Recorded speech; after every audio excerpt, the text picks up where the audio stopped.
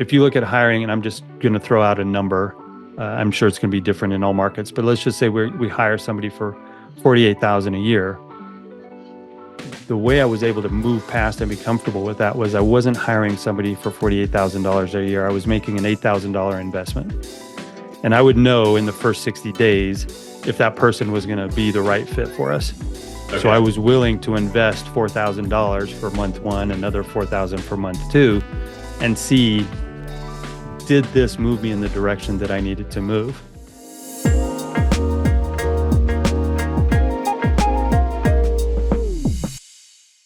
In today's episode, I'm speaking with Tony Cline, former owner of Home Vault Property Management. Tony is an industry veteran. He grew his property management company to eventually be managing over 1,400 doors and then sold for a 7-figure exit to pure property management. Tony shares a lot with me today. He goes over how he took a business that he purchased where they were only at a small number of properties and eventually scaled it to manage hundreds of doors, and then eventually merging with other property management company owners to then manage over 1,400 doors. So he has a really interesting story that's a little bit untraditional in the property management space. So I think there's a lot that you can take away from it, that you can learn from it. So without further ado, let's get straight to it. Sure. Yeah. So as you mentioned, I'm Tony Cline, and I've been in the property management industry since 2000. I got in by buying a small independent brokerage, and they were really focused. I really just wanted the sales brokerage. I wanted to get into a specific market, and I bought that brokerage. And they just happened to manage 31 doors on the side. So I don't know what it's like to start from zero, but I know what it's like to start with a very small portfolio that was pretty messed up. Close enough. And yeah, so I started with that. And for about 17 years, I ran it under the brand Cliff Dwellers Real Estate. And then as we started to scale a little bit, we wanted to have a brand that could be scaled more nationwide. And so we rebranded, went through the process of becoming Home Vault Property Management. And then in 2019, I had the opportunity to merge with a couple of other partners. And we, right before the pandemic, signed our paperwork to try to launch this brand and take it nationwide. Got it. Okay. So I've got a few questions, but let's start back at the beginning. So let's start with you purchased the brokerage. I'm assuming sales was the main focus. And then you have 31 doors. Yeah. What does it look like, let's say, in your first year in business? What can you take us through that a little bit? Yeah. Again, the property management was just it was almost a nuisance. It was one of these things that I had to figure out. When I first bought the company, they were pretty old school. And I had just recently sold a high-tech business, and I had a non-compete where I had to exit after an 8-month consulting contract to kind of transition everything. I had to exit that business. And the only other thing I had really done professionally was real estate prior to owning the high-tech company. And so I found an opportunity in this downtown Denver market that I really liked. It was high-priced properties. It was condensed market. There were 700 units on Larimer Street between 1777 Larimer and 1555 Larimer. So it was a very condensed, walkable market. And I really saw big opportunity. But when I was going after the brokerage, I dug into what they were doing on the property management side. And imagine in 2000, some real estate agents had email, but not everybody. And the ones that did checked it maybe once a week. But they would have up on the wall in the back, they had their whiteboards with the property addresses written down. And every month they collected rent, they would change the color of marker that they would put the checkbox of that they paid rent. And the crazy part was that they would have the tenants write the check out in the name of the landlord, mail that to us, and then we would handwrite a statement because the people I bought the company from weren't very tech savvy. So they would handwrite a statement that showed the rent that was collected and then our 10% management fee, and then mail that to the owner and hope that the owner would then put a check back in the mail to us to pay our management fees. We had no portfolio reserves. And pretty early on, I saw my opportunity to bring my tech background into this business and really change the way we provided the service that we provided and make it easier for us and increase the level of service that we were able to provide to our clients. Got it. That's scary, especially when you think there's still some companies today that almost run like that, just through a whiteboard and handwritten notes. Yeah. Um, so you obviously, from what it sounds like, first point of emphasis was changing up the tech so that they become a little bit more streamlined. What does it look like now as you grow? Because eventually I mean, in the long run, you ended up at 1,400 doors roughly. Yeah. So how do you go from 30 doors, let's say, to your first 100 doors? What does that part look like? So I like to tell people that I'm smart enough to be lucky and I'm lucky enough to have figured out how to be smart in certain areas. And one of the things that really helped me was because I wanted to dominate the real estate industry in this downtown market. I didn't care what was going on in the surrounding markets. I wanted to dominate this one area from the sales standpoint.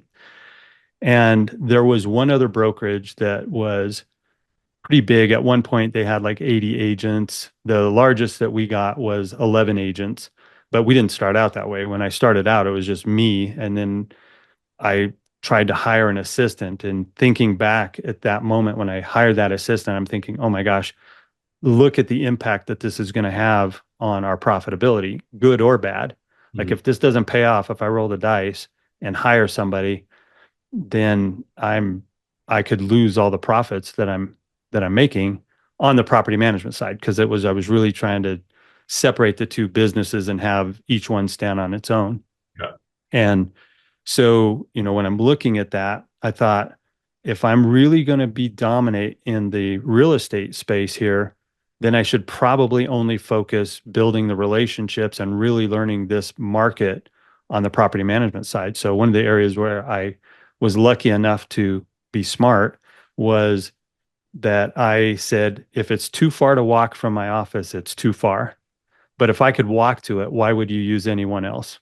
Okay. And so I really focused on a concentrated market. And one of the things that I just stumbled into was I got really good at defining my target client market, my target client property, what their specific pain points were.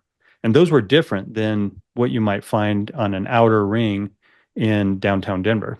Yeah. So, so part of the growth was it was almost I grew because I was lazy. I was focused. I'm like, I don't want to drive 30 minutes to go meet with a client to see if they want to hire me. I want Mhm. to walk 7 minutes and I want to be in a building where I'm already managing 3 or 4 properties. Got it. So two things there. One, you got really focused with your geographic area, and that allowed you to know your ideal client in and out. That's a huge mistake we see all the time. Like you wouldn't believe the amount of companies we talk to that have 50 doors and they're like, I'm in wherever, Los Angeles, and now I need to go to San Francisco to get to 100 doors. And it's like, no, if you just focus in on one area, you can get to hundreds of properties. You shouldn't even be thinking of another geographic area for a while until you have hundreds of doors under management, to be honest. And then the second thing is, what did that look like? So you said obviously knowing your ICP, your ideal client profile was huge, but how did they even find out about you? So again, having the technical background, again, this is just where sometimes things just align. So I don't know that this is necessarily duplicatable Mhm. for everybody, but I had a technical background and we created a database of all of the buildings in downtown Denver. And then we went out and bought a commercial size copier that we could run postcard stock through. Okay. And we created a database of all the absentee owners that were there. And so we would send out every 21 days, we sent out a postcard. And I believe more in direct mail now than I did, say, 10 years ago, because it kind of went through, it was really popular and productive. And then everybody switched over to let me see how I could get Google Okay. pay per click. And when I was using Google, I remember when they first rolled out AdSense, I was getting like property management in Denver clicks for like 7 and 8 cents a piece. Well, that doesn't exist anymore, right? So now I think that there is a resurgence in some of that direct marketing, but it has to be one of the things I've learned is it has to be customized. It has to be personalized in order for it to be effective, or it's more effective if it's personalized. Yeah. So I guess what did that look like? How many times would you send out a postcard to those owners? Do you know what the average number of times you had to send it out before you ever got a response was?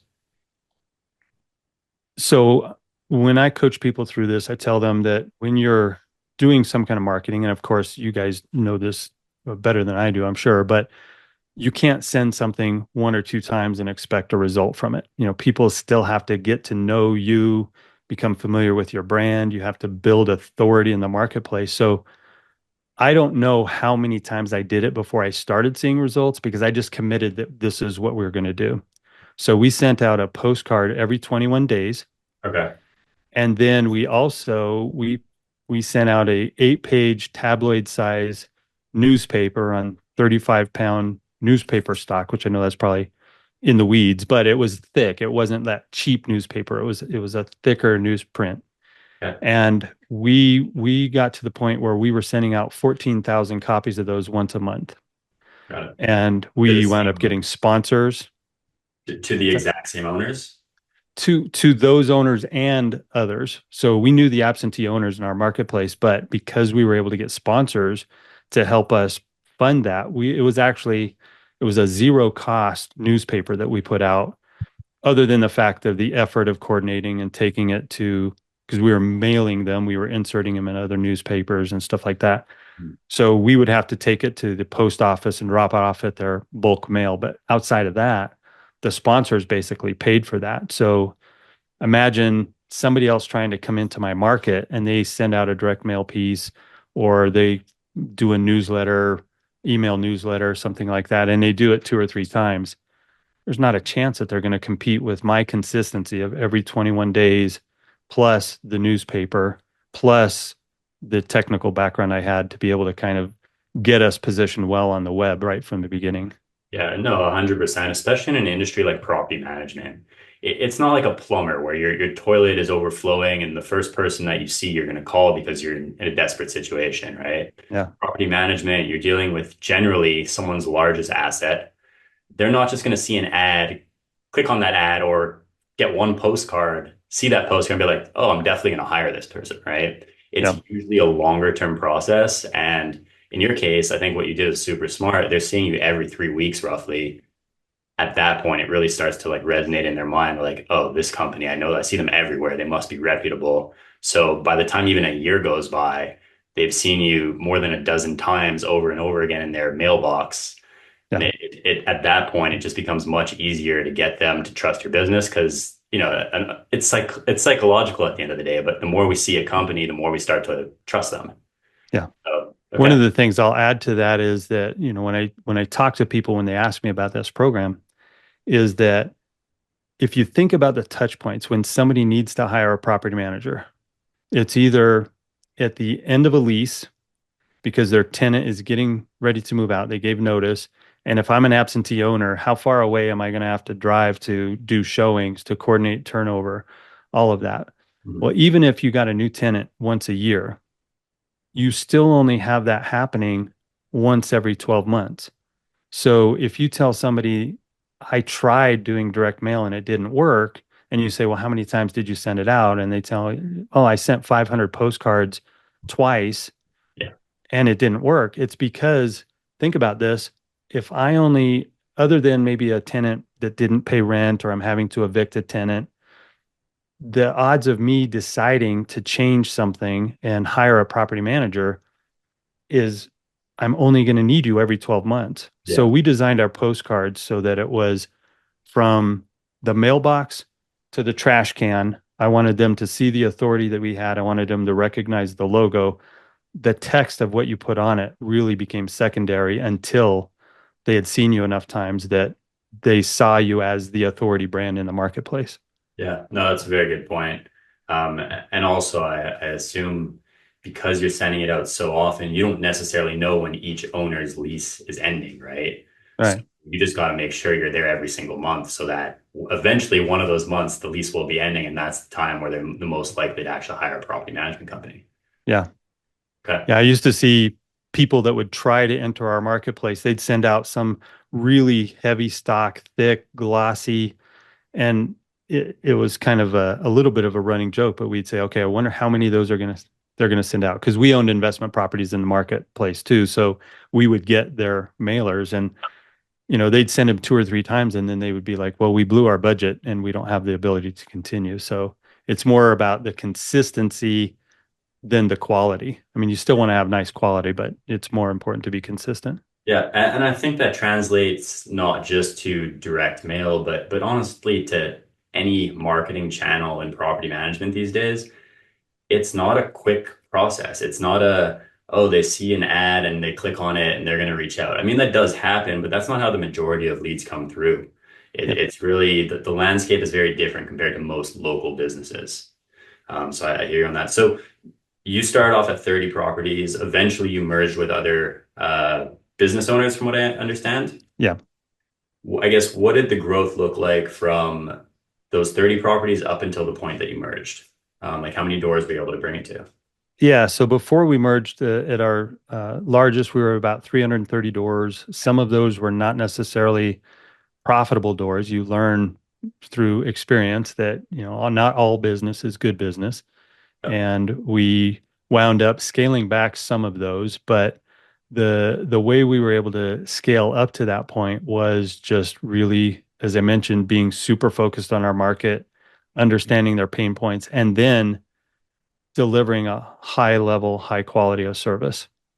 So going from that 30 doors to the 300 plus doors, you talk about delivering quality of service. What would you say some of the most tricky points were in terms of operationally that you had to kind of face? So roughly what the door count was, what the issue was that you faced at that point as well. So I think some of the most challenging things that I mentioned early on was that threshold of I'm growing to the point where I need help, but if I hire somebody, my personal income or the company income goes down because now I have more expenses. But I think when you look at it, if you look at hiring, and I'm just going to throw out a number, I'm sure it's going to be different in all markets, but let's just say we hire somebody for 48,000 a year. The way I was able to move past and be comfortable with that was I wasn't hiring somebody for $48,000 a year. I was making an $8,000 investment. And I would know in the first 60 days if that person was going to be the right fit for us. So I Okay. was willing to invest $4,000 for month one, another 4,000 for month two, and see, did this move me in the direction that I needed to move? And then you also usually have a pretty good idea. Now it's all not foolproof, but generally within the first 60 days, you have a pretty good idea of whether this person's an A player or someone that really is not a good fit for the company as well, right? Yep. Yeah, that's Yep. a good mindset about it. You don't have to look at a salary like you're committed to it. So if you're hiring someone for $48,000, look at it in small increments, and then your risk is basically that $8,000, like you're saying. Right. So, yeah, that's definitely an interesting way to look at it. I guess what door count would you say was the most challenging? Like where it was like, okay, I probably need to hire somebody, but if I hire someone at this point, my margins are really going to go low, or some sort of situation like that. I think one of the periods where we were having our biggest challenges was during the 2008 to 2010 pandemic, or not pandemic, but global meltdown. We had another issue with the pandemic, but let's focus on this one. Um, because we had those 11 sales brokers and we had the property management side, the way I was structured was because we were very walkable in our market and we had sales brokers that had floor time, meaning that was they would come in. We had a ground floor commercial space in a real walkable part of the city. So people would walk into our office. And so we always had an agent that was there to answer questions. So I set them up as leasing agents, and then I paid them a percentage of the first month's rent. Okay. And so we brought all that in house instead of using other agents with other companies to show. I know there's different opinions about how you lease, and I know it's different per market, but we I can remember a handful of times where we had another agent bring their client to us to show one of our properties. And it was usually an agent in the market that I just happened to like. So I worked something out with them. But For the most part, we handled all of that internally. And during that 2008 to 2010 meltdown, there weren't a lot of sales that were happening, and it became a lot more short sales that we had to do and things like that. So as the market started to shift, I think for me, that was the biggest challenge there was I had something that was working really well, and I didn't react to the marketplace quick enough to identify that even though they're disconnected, I had a sales brokerage and I had my property management. The two were related because I was sharing resources back and forth. And so as the sales started to go down, I lost a couple of agents, which changed what they were looking at doing. And I proactively, and in retrospect, this was really stupid, but I proactively adjusted their sales split.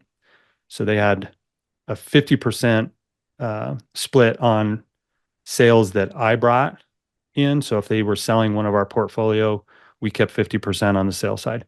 On the stuff that they brought, they would get a 70-30 split. So Okay. they'd get 70, I'd keep 30. And I thought I got to keep these brokers around because it'll affect my property management business if they decide to go on their own or leave. So Mhm. without any prompting on their part, I thought, well, how could I solve this? I'm going to adjust their split to an 80-20. Okay. So for them, it's only an extra 10% of, out of the 100%, we went from 70 to 80.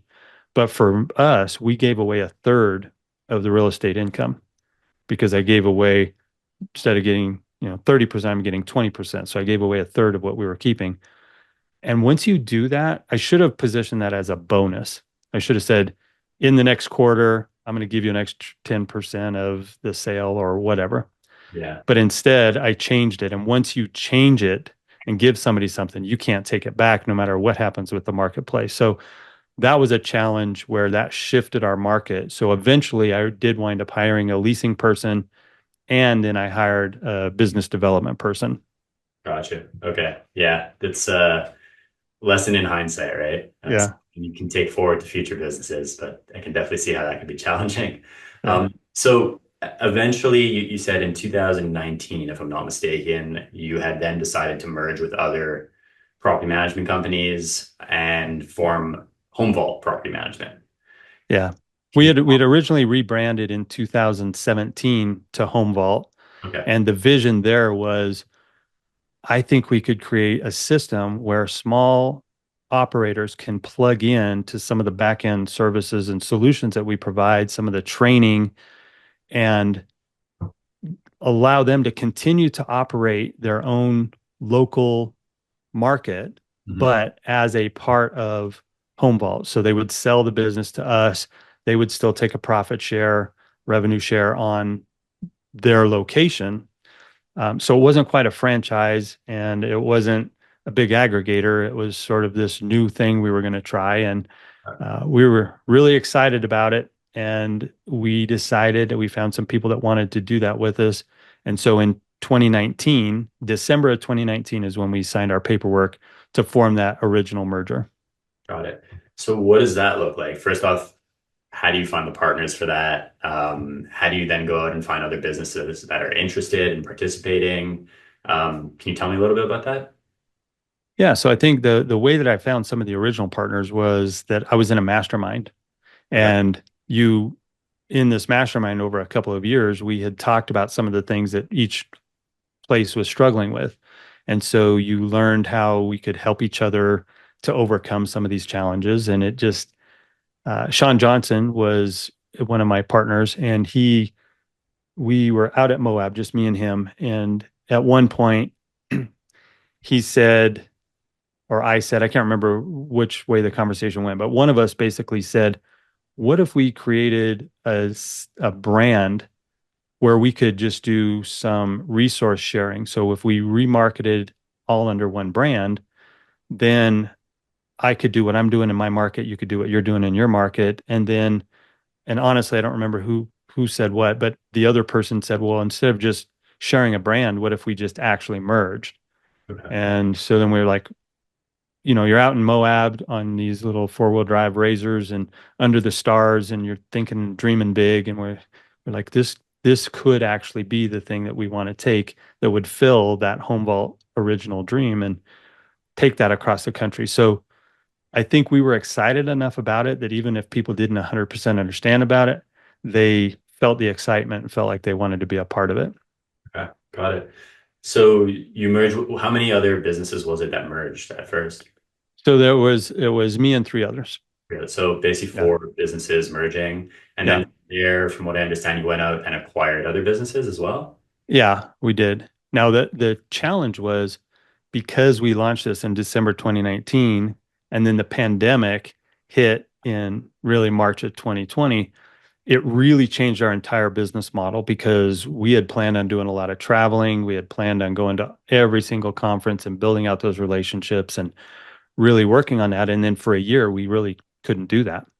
Yeah, And so it really shifted, sometimes it's all about timing, but it shifted what we were trying to do. And so it was good in the sense that we brought a lot of smart people together. It was bad in the sense that when you bring six individual, because some of the businesses had partners. So it wasn't just four companies, it was actually six okay. people. So when you bring that many people together that are used to running their own business and doing their own thing, there can be number one, you're top heavy. You wind up paying executive compensation for six people instead of one or two. And you wind up having a lot of different ideas of the direction we should go and what works. And maybe it worked for them, but as you tried to scale it, is that something that's going to work nationwide? And so there was a lot of learning lessons through that growth. Yeah, I can understand that everyone has their own ideas of how things should be done, especially if everyone is entrepreneurial in nature. And then all of a sudden it's like you all have to agree on the same thing. And six people is a lot of people to try and get all on board with the exact same idea. Yep. So how long did Home Vault go on for? Because I know that eventually you sold to Pure, if Hmm. I'm not mistaken. Yeah. Um, Yeah. how long did that last for? So we went just over 2 years Okay. that way. Yeah. And then we sold about not quite, yeah, right around 2 years ago, we sold. And I So guess how did that come to be? Was it one day you guys were like, you know what, we're all better off doing our own thing, let's sell? Or can you walk me through that a little bit? yeah, sure. So as I mentioned, there was growing pains. And one of the challenges when before we were approached was each market had its own uniqueness. And I don't mean when you start talking to somebody and you start talking about the way you have your fee structure, compensation, or the type of inspections you do, people are like, oh, that would never work in my market. It's unique. Yeah. Um, there's a little bit of truth to that, but not as much. What I'm talking about is the way that those companies had been running up to that point. They were being run just like if I were to survey 10 property management company owners across the country, they're going to have their own unique way of doing things because there's a lot of ways to do this business right and a lot of ways to do it wrong. But if you figure out how to do it right, it might be different than the way I do it, but it's still right. And you're still providing a service. So when you bring all of those together and you try to change that, even if it was right in one market and it might be right here, it's different enough that it causes challenges with your team, challenges with your clients, with your residents, with your vendors. And there was a lot of that growing pain. And frankly, um, although I wouldn't look forward to doing it again, I'm glad that we went through it because I have a master's degree in what works and what doesn't now Yeah. in building property management companies. But we were in this painful point where there was some friction between partners Yeah. and we were approached, Pure approached us to purchase us. And we turned them down. And, we thought we're going to figure this out. And then about 8 months went by and they approached us again. And we were just 8 months further down that path without really getting all the partners on the same page. Okay. And it was one of those, this is, even though I hate to let go of a recurring revenue business that was profitable, I I could not see myself going down that path for another 3, 4, 5 years. I had a different level of expectation of how you treat clients and the level of service you provide. And one of our partners wanted to actually eliminate phone numbers so that you had to do email. Like the only people that had phone numbers was business development people. Got it. Otherwise, it's all going to be done on the web. And that just wasn't the level of service that I was used to Yeah. providing. Just basically just different Yeah, ideas. We'll chalk it up to that. exactly. Yeah. I mean, and we talked about it. It's like it was working successfully in a different market. Yeah. That's not what I was used to.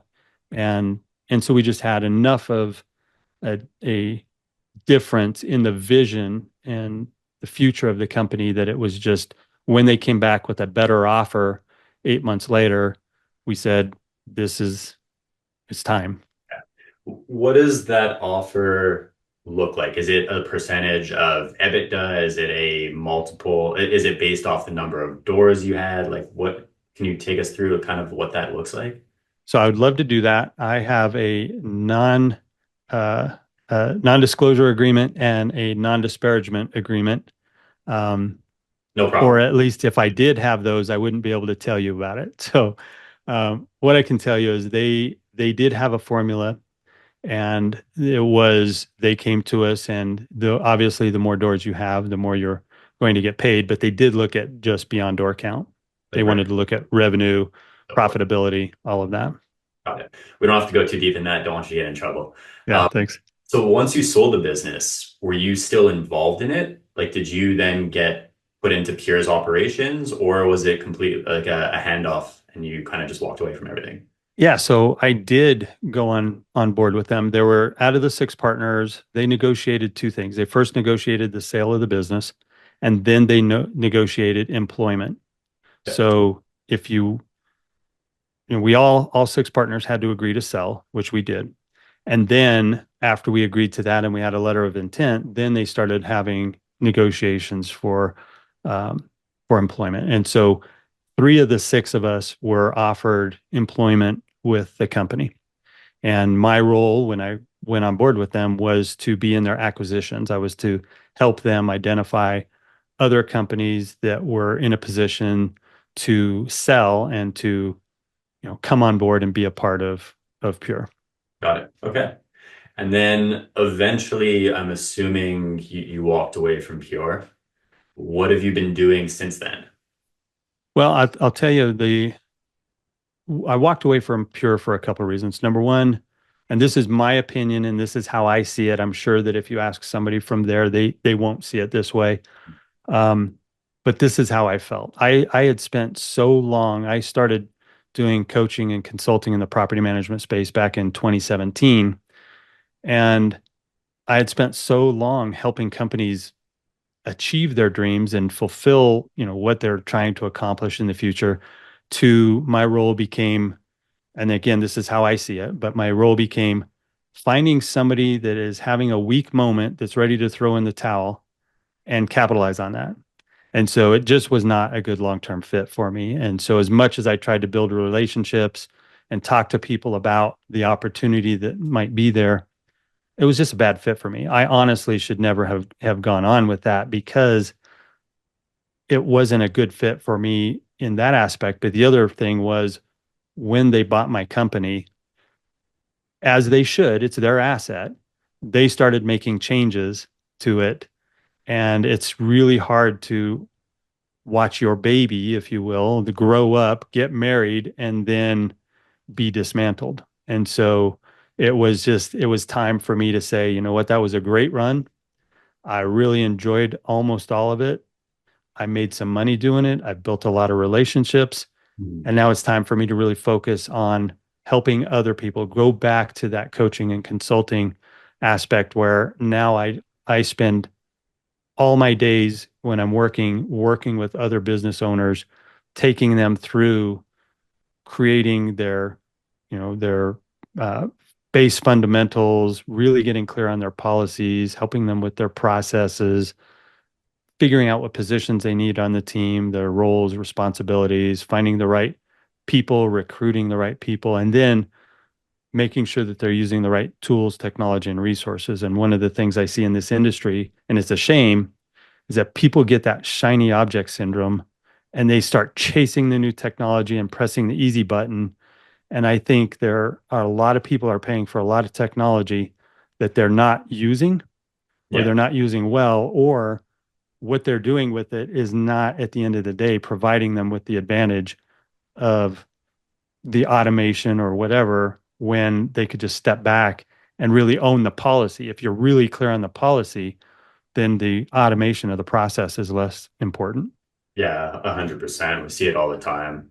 It's human nature, right? There's a reason why it's called shiny object syndrome. Like it happens. But Yeah. what I've noticed are the business owners that we work with that scale to the largest amount. Like we work with several clients that are in the 1,500 plus door range, and those guys are so dead focused and do not really get distracted by the latest trends. So this is not to say some technology is not relevant. It definitely is. But to Sure. give you an example, when ChatGPT came out, there were certain business owners that were like, I need to change everything and just focus on ChatGPT.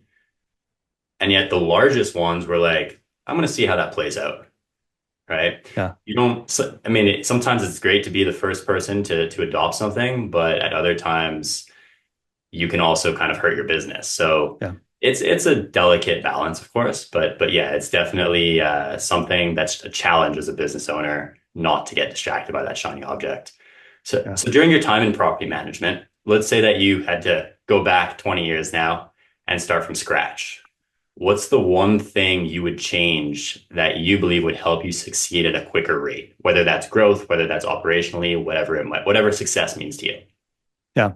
I think, and maybe this is a personal reflection. I don't know if this is would be relatable to anybody else, but I think for me, I played business a lot in the first few years.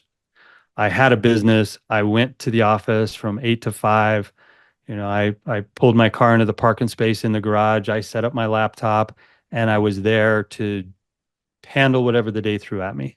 And then at the end of the day, I felt like I accomplished a few things because I checked off a couple of tasks and I went home. I think if I were to switch this up and really be more intentional, I think I would have been a lot more successful earlier in the process because I think there are things that we do that need to be done. And then there are things that we do that we think need to be done. But at the end of the day, they could be eliminated and it could move us just as far forward towards our goals. I think most people, myself included, dream way too small. And, we mentioned before the show that I do these long distance runs and, I'm out there running 200 miles. When I get at the start line or when I sign up for that race, I don't know how I'm going to get there. But what I do know is that I'm going to put in the time and effort to figure out how to get from here to the 200-mile finish line. Mhm. And a lot of that has to do with the things I decide not to do. It's staying focused on only doing the activity. I tell people that I should only do the things that only I can do, and I should either get rid of or delegate or hire somebody to do the rest.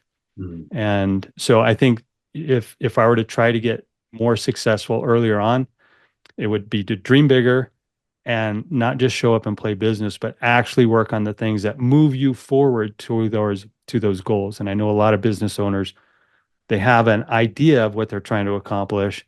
They have a dream of what they'd like to do, but they don't actually take that dream and convert it into an action plan. Yeah, and figure out what are the actual steps that are going to move the goalpost versus just getting bogged down in the details of day to day. Yeah. So yeah, that's some really good advice there. For anyone that wants to learn more about you, what would be the best place for them to reach out? Yeah. So they can either visit pmsuccess.com or we have a podcast, a property management success podcast. I'll give you my email and you can put it in the show notes if you want. It's Tony at PM Success.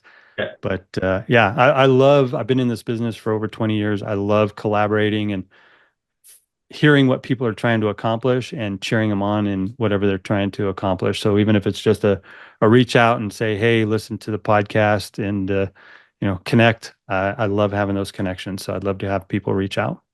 awesome. Thank you so much, Tony. I really appreciate your time, and this is a great one. Absolutely. Thank you.